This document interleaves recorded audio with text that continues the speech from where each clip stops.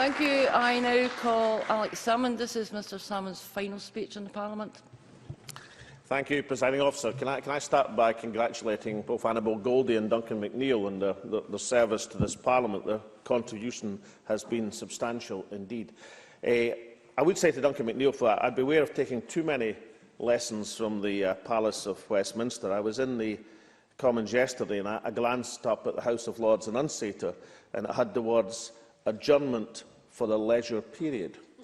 Now, I'll have to ask Annabel what they do with their time when the adjournment is on. And maybe it would be popular to introduce it into this Parliament. Who knows? Once we find out exactly what takes place in that timescale.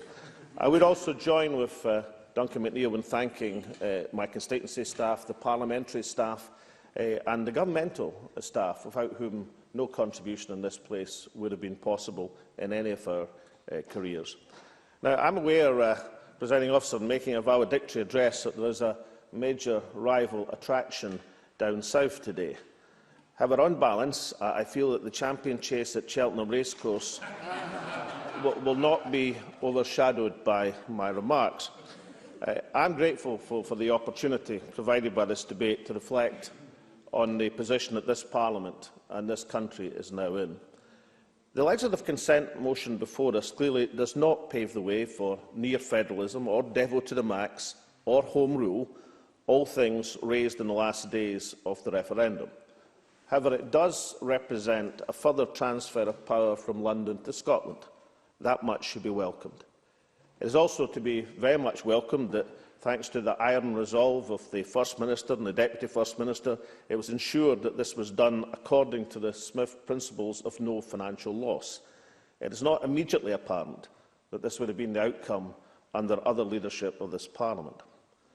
We should remember it's 10 years since a Labour First Minister suggested there should be no further transfer of power from London to Scotland, and 5 years since a Conservative leader said that a line should be drawn in the sand. This Parliament and this country are on a journey. And under these circumstances, it's sometimes easier to see the full extent of the distance travelled when one is not at the very heart of the battle. In my first speech to this chamber, I refuted the idea that we were a divided Parliament representing a divided country. I suggested that we were not divided, but diverse.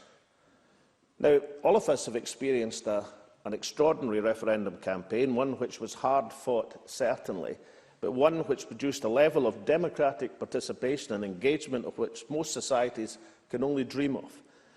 Yes, we're a country of different views, but we are not divided.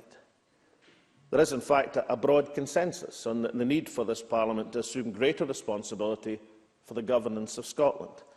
And we are definitely stronger, so much stronger, as a result of that. We should reflect on some of those that we have lost. Bashir Ahmed, John Farquhar Munro, Tom McCabe, David McCletchie, Margaret MacDonald. 5 different individuals, 5 different parties, 5 different viewpoints, but still diverse rather than divided. 17 years ago, when this Parliament was reconvened, Donald Dewar delivered the best speech of his life.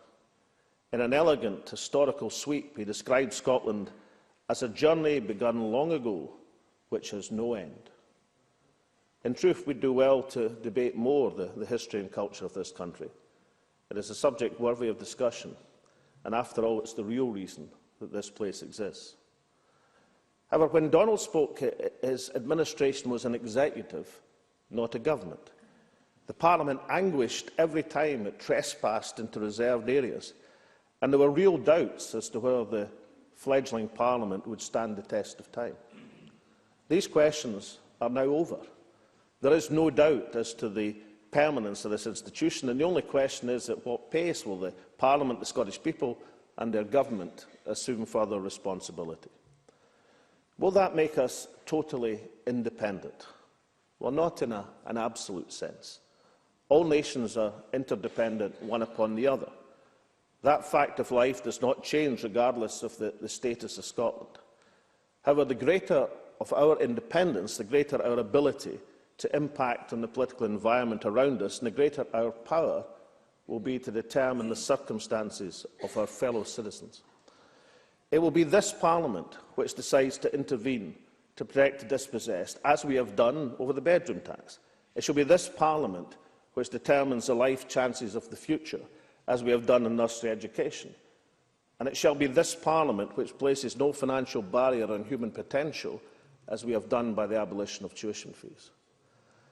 I hope and believe that one day soon it will be this place which removes weapons of mass destruction from Scotland, this place which decides to fully commit to a renewable future, and this place which acts not just to secure but to develop Scotland's proper position in the mainstream of Europe. I wish all members well in their choices. For those retiring, you have done the nation some service. For those moving on to new careers, then think well of this Parliament. For those standing for election, then I wish you all luck, albeit with varying degrees of enthusiasm. Let me leave you with these final thoughts. There is no greater honour in public life than to be a member of this Parliament. There is no greater task than to mould the public purpose of Scotland.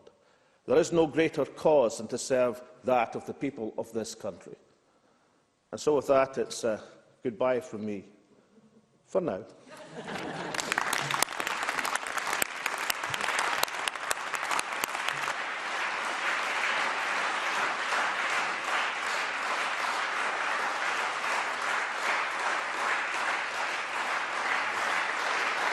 Thank you. On behalf of the Parliament, can I thank you for your contribution as an MSP and as the First Minister of Scotland. You've served the Parliament and Scotland with distinction, and I thank you for that. The Parliament will certainly be a much duller place without you. I wish you well in all you do in the future. Stuart Maxwell, to be followed by Malcolm Chisholm.